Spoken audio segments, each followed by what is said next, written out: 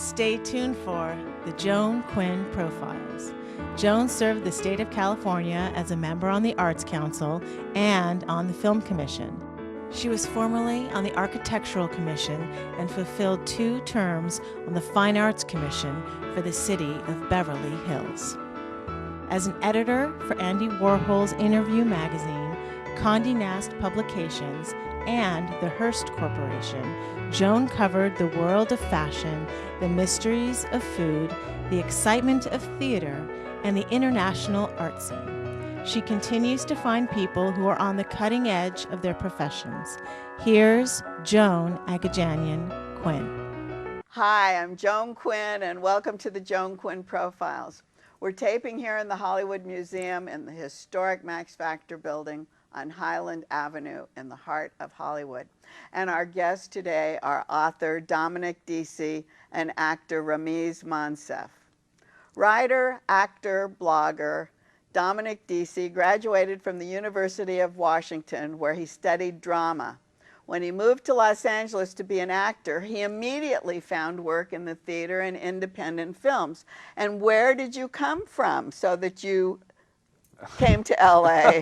I'm originally from Stockton, California, which is up north, and then of course I went to Seattle to study drama, and then I immediately moved to LA to start the acting career and, you know, the big dreams of Hollywood lights. So in Stockton, which I guess is kind of farming community, or? Yeah, it is a farming community, and it's, I think, best known for its neighbor Modesto, where George Lucas came from. And oh, Modesto. Yeah. That's also kind of farming, isn't it? Yes. I think chicken farms, some of them, or is that further up? It's further up. Maybe that's where produce, a lot of produce. We have the Stockton Asparagus Festival. Oh, right.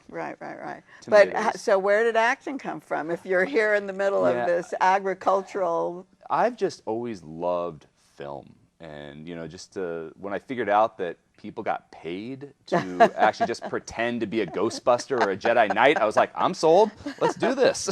So that's what influenced you? Yes, geeky films influenced me to become an actor. But then when you got to the University of Washington, was it that easy as you thought?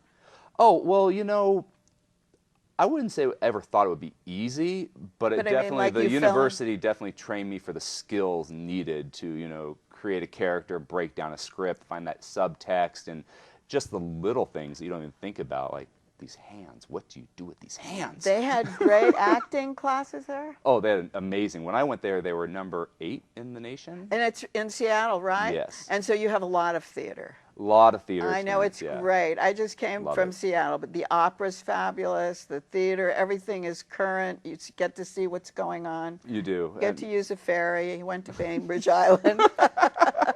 The islands. I don't know if they have a theater in Bainbridge, but they do have. They have people read.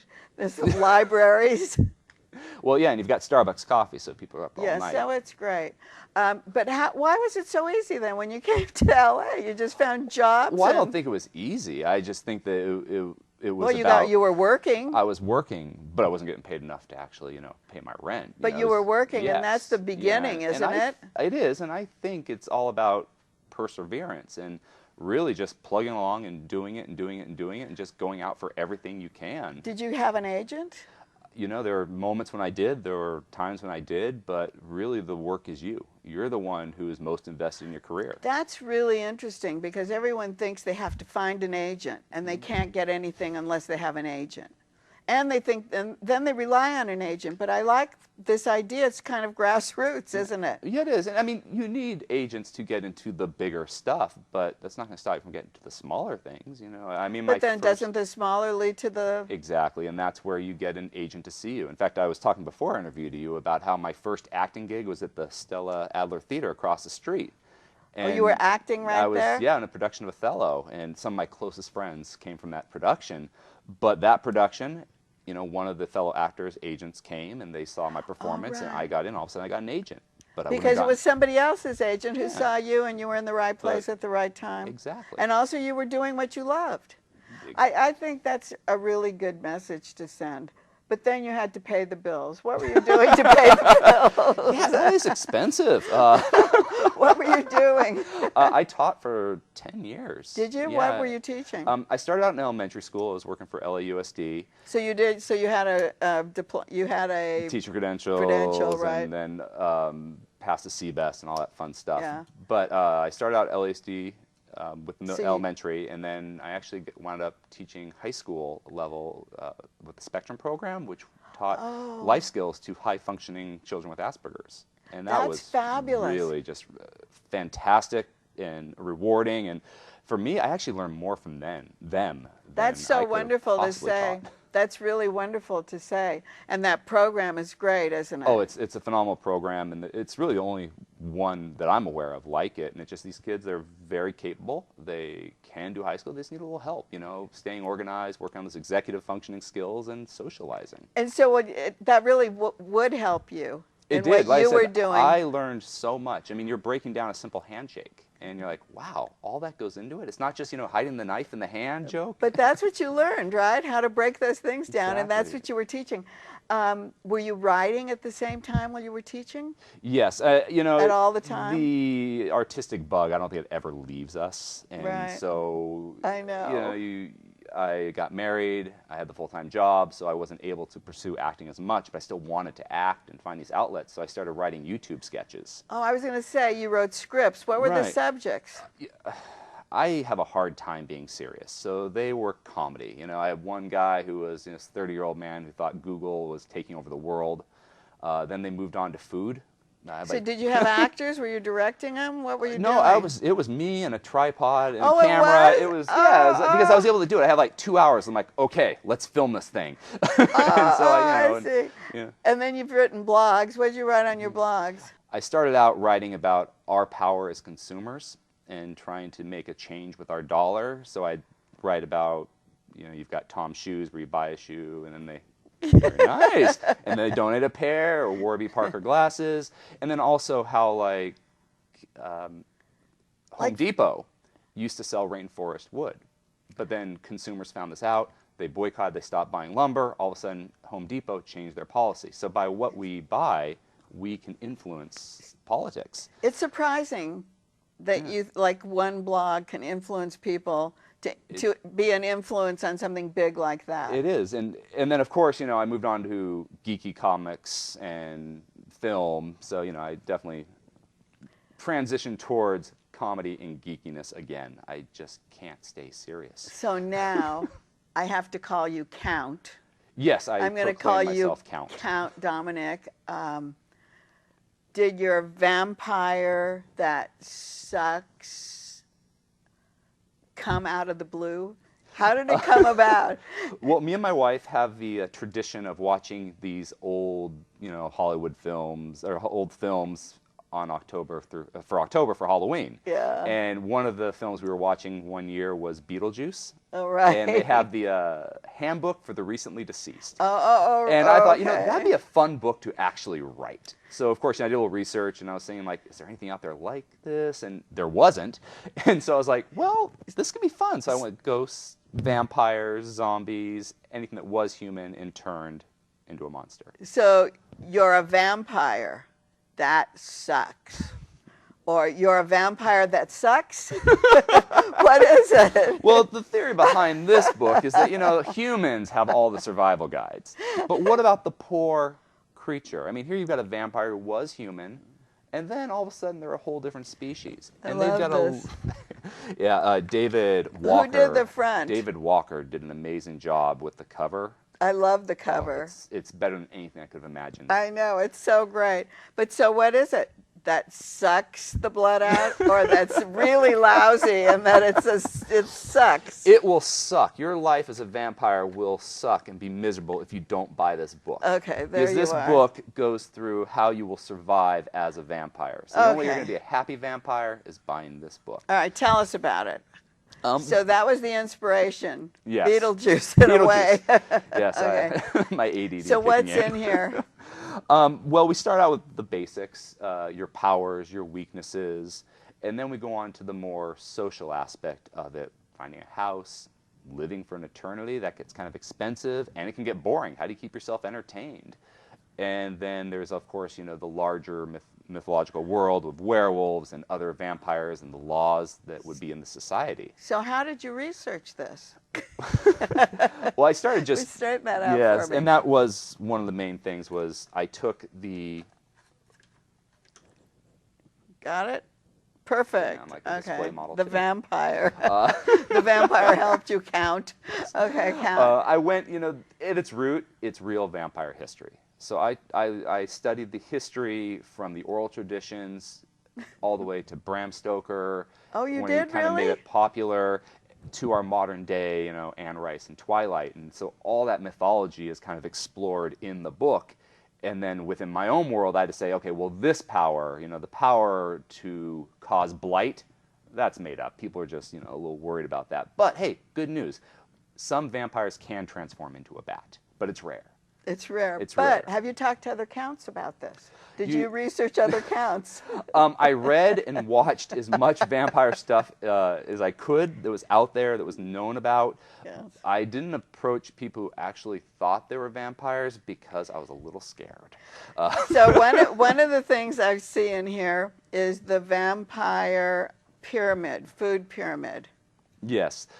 That was to address the different eating habits that we see within literature and film. And here you have the human being the ultimate human diet. So to drink human blood not only tastes the best, but it's going to make a vampire the strongest and grow to a big, full, strong vampire. And then above that, you get close to mammals. You know, they'll keep you healthy, but you're not going to be as strong as a vampire. And then we move on to fish and birds. And then at the very top, you have amphibians and reptiles, which are basically like the junk food of the vampire kingdom. So you're eating McDonald's and Taco Bell all day. Potato chips. Okay. Exactly. And then you have the coffin selection, and you have an iPad in it. Yeah, I mean, you know, a lot of vampire lore has vampires in the coffin. And I'm like, well, does a vampire need to live in a coffin? And after putting yourself in the mindset of a vampire, you see why they go for the coffin. It offers 360 degrees protection from the sun. There's some soundproof going on, you know, so you're not disturbed from things going on the outside. And it's another layer of protection if those vampire hunters are trying to come kill you.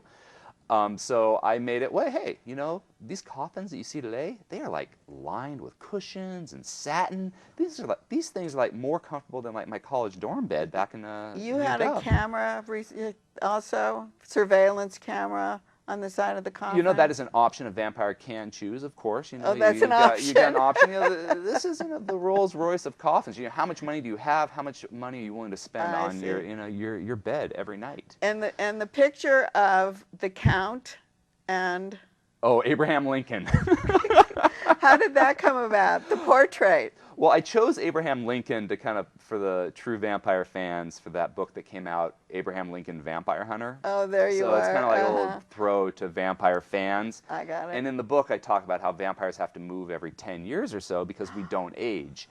You know, and so, you know, like only in Back to the Future does Marty McFly's relatives look exactly the same through the years. I see. So it was just kind of a joke about how we look the same. You can't have yourself pictured with Abraham Lincoln. Okay, so how is Count Dominick's health? Yes. What are you writing next? What other survival guide are you writing next? Well, you know, Beetlejuice being ghosts, I went with all creatures that were once human and turned into a monster. So my next one will be werewolves, and I'm currently cool. I want to say, reached the point in my research where I'm starting to write, but I never stopped the research during the writing process. Thank you for being with us. Thank you for having me and letting me just talk about my book and acting. I'm so glad.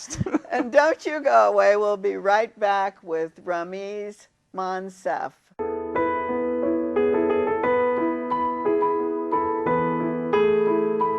Hi, I'm Joan Quinn, and welcome back to the Joan Quinn Profiles. We're taping at the Hollywood Museum, and my guest is actor, playwright, musician, Ramiz Monsef, who was raised in Marin County, went to Cornish College, is a member of the Oregon Shakespeare Festival in Ashland, and he has his own band. You've seen him on stages across America, off-Broadway in Louisville, Berkeley, Chicago, on TV. And your family came from India.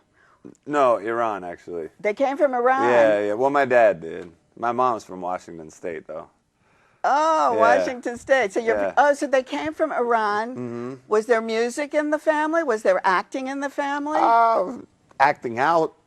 You know, you're in this play about Indian, and I thought it was like a really good casting, an Indian cast in Rajiv Joseph's. Well, Right. my historical, forgive me, my historical knowledge is not super awesome. Because really, I mean, the play to me is not, it's not an Indian play to me. Good. I mean, the Taj Mahal is what we're talking about. Yes, I Right. know that, but like, it's more a play about the relationship between these two guys. It is about and less that. about being like necessarily historically accurate. It's a Right. story about a myth that's not even true anyway. Right. But It is funny how we identify that way. I mean, the audience identifies that way. Well, back the Mughal emperors were also Persian as well. That's so, like, true. It's The Persian little picture. yeah. What we think they may have looked like back then is not necessarily what they Oh, looked like. that's a really good point. Yeah. But was there music in your family then? On my mom's side, more than my dad's. Really? Yeah, my mom's side was very musical. I mean, like classical music. So which I you grew weren't up going to with, follow but- in their vein. What No, I'm I trying to did. get to is why you became an actor and a musician. It's the only thing I was good at. It was either this or flipping burgers, and I flipped burgers for a while. No, I mean, I grew up playing cello as a kid. Oh, you did? So yeah. I started with classical music, but So you could read music and you knew. yeah. But pretty quickly got interested in hip hop and in soul and R&B and like, was obsessed with Michael Jackson just like every other kid. As back a in the teenager, 80s. when you were in a teen? Did you No, I was into it like I started breakdancing with my little brother when I was like 6 years old. Early. So yeah. why did you choose Cornish? It was the first school that accepted me. No, I knew very little about it going into it, actually. And where is it? It's in Seattle. I just knew I wanted to get out of the Bay Area for a little while. And Back to another Bay Area? to a different Bay Area. I wanted to be near some water, just not that water. Right.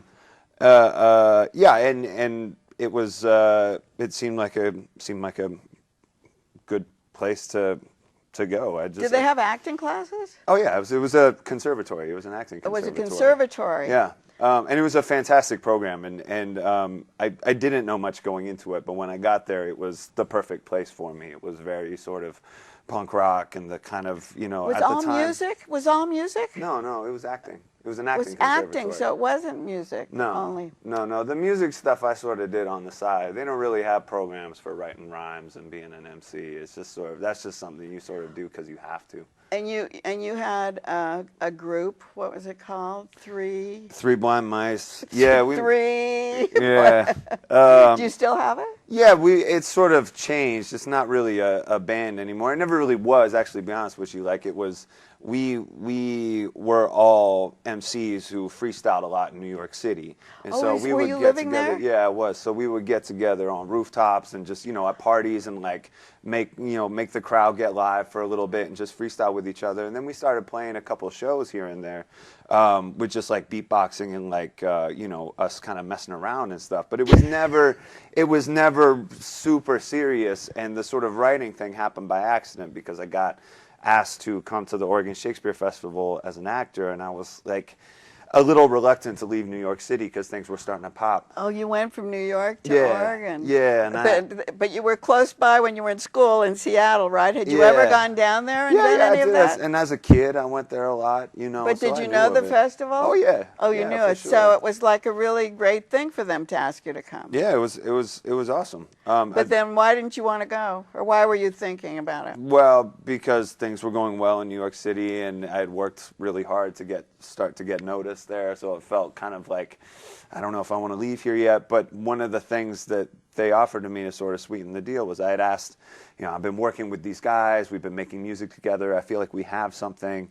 With the three blind mice? Yeah. Three blind mice, yeah. But that was very cool. Would you find a space to go to, or was it during an event like an art opening that you would perform, No, or parties. you made your own parties? Parties, we just show up at parties, and like, I think we're all sort of like, every artist is a little bit nuts and a little bit awkward. But it's such a great idea, I think. Yeah. I think it's a great idea. Yeah.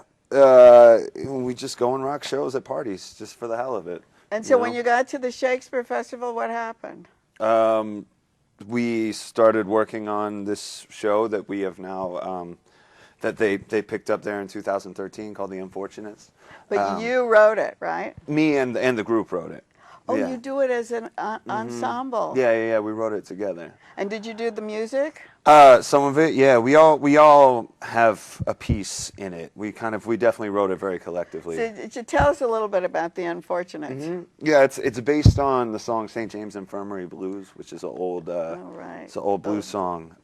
It was a song that had been really important to me for a long time.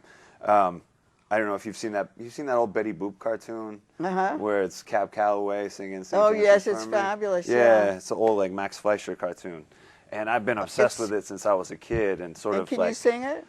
I can.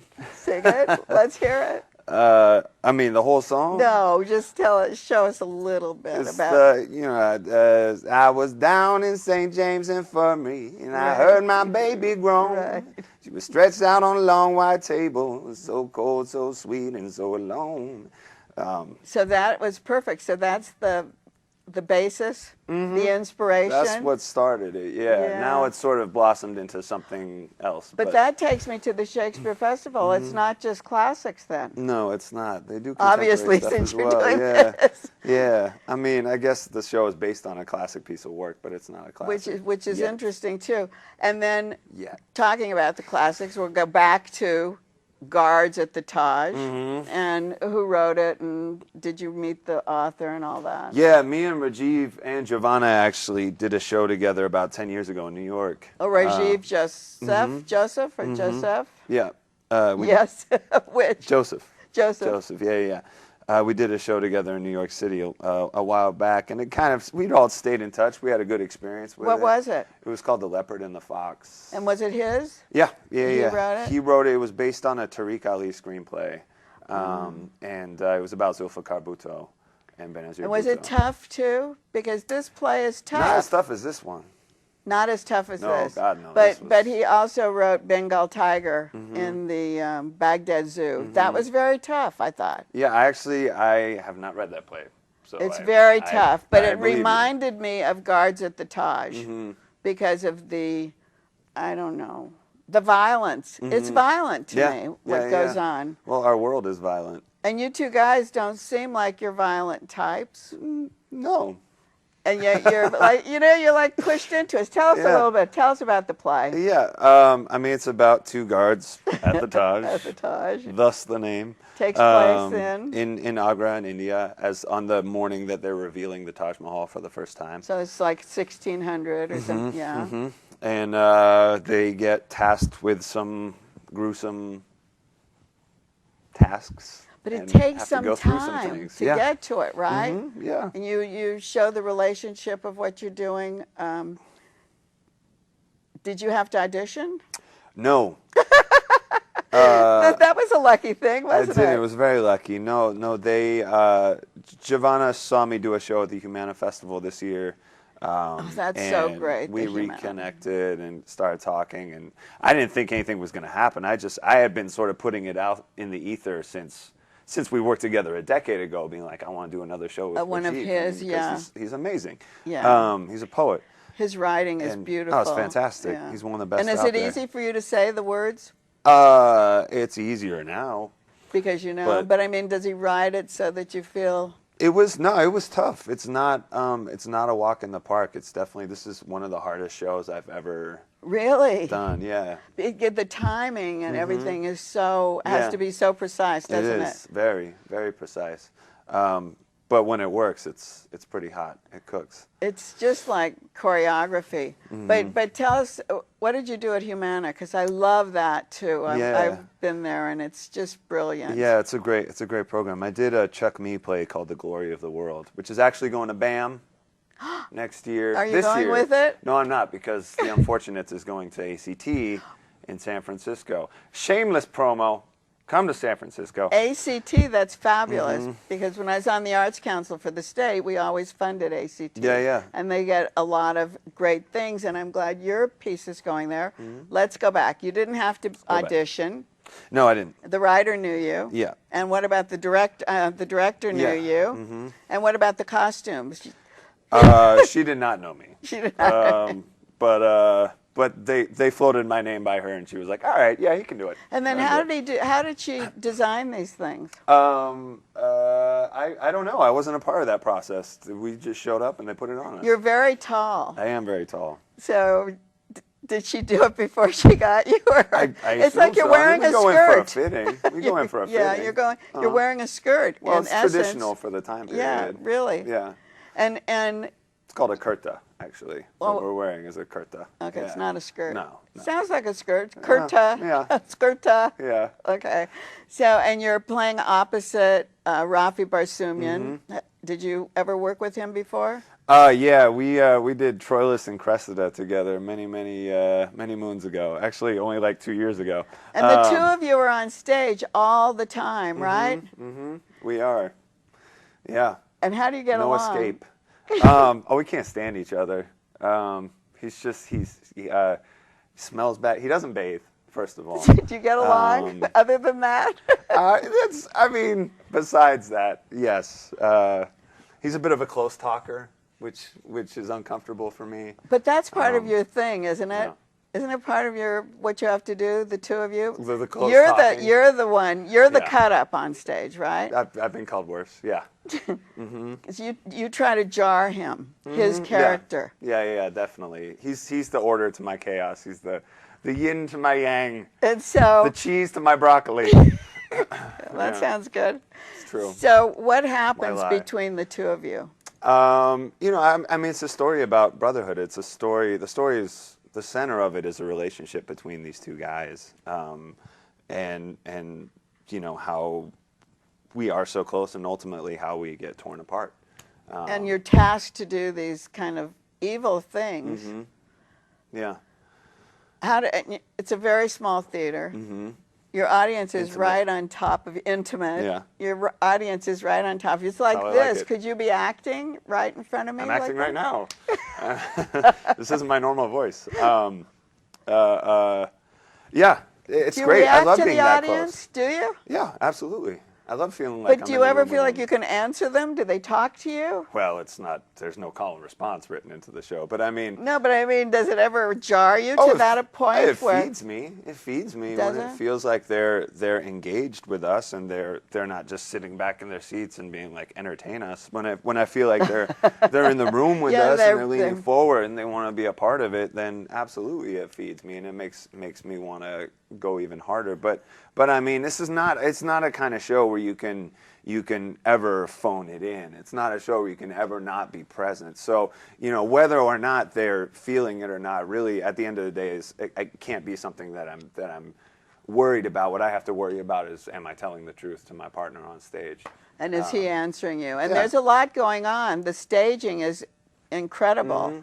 Tell us a little bit about how things changed there. Yeah, I don't want to say too much because sort of the joy of the show is the element of surprise. But there's water. Yeah, there's Can water. I say there's water? Say water. That was a surprise. Yeah, there are many things that will shock you in the show. Really, I don't want to spoil anything. It's best if you haven't read it. That's actually the best to go in totally open and without any sort of prejudices of what it should or could be. Is sort of the best way to experience it. Thanks, Ramiz. Thank you so much. Thanks for watching. Write to me at my email, jaquinn1@aol.com. See you next time.